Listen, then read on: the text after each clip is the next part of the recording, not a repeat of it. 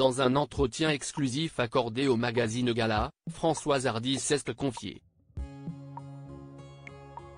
L'occasion pour elle de revenir sur ses nombreux soucis de santé survenus ces 20 dernières années, mais aussi d'exprimer son agacement au sujet d'un hommage qui lui sera rendu fin janvier 2024.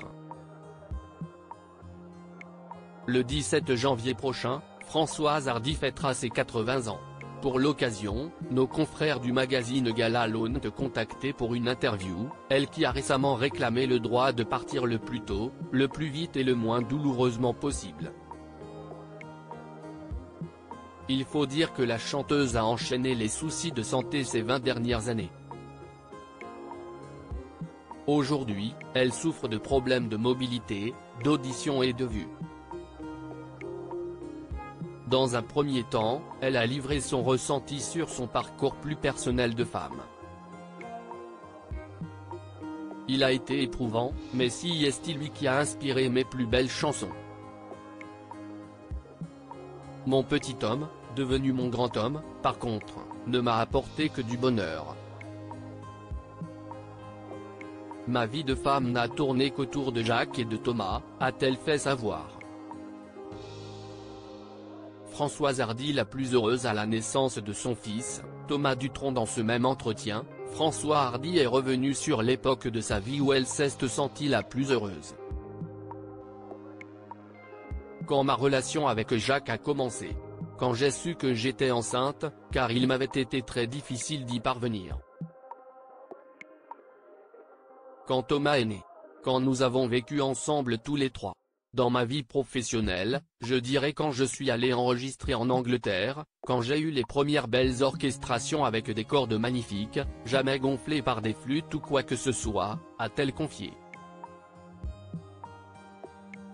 Et d'ajouter sur Jacques Dutronc, son mari depuis 1981, je ne supporterai pas qu'il aille dans l'au-delà avant moi.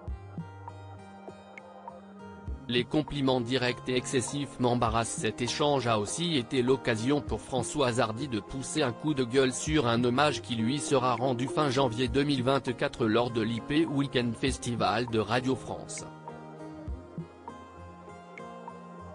Ce genre d'hommage devrait attendre le décès de la personne concernée. Et ce qui m'énerve, c'est la reprise excessive de vieilles chansons des années 60, quand d'autres, plus récentes et bien meilleures sur tous les plans, sont oubliées. Tant de belles choses où partir quand même valent 1000 fois mieux que tous les garçons et les filles ou le temps de l'amour, a-t-elle estimé. Vous donnez l'impression d'être embarrassé par les marques d'affection, lui ont alors notifié nos confrères de Gala.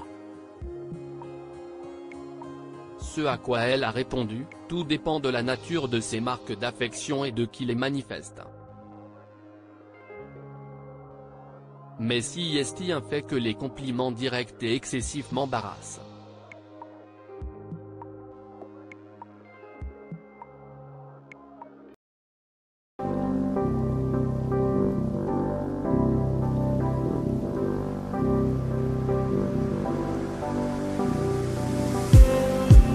Just need some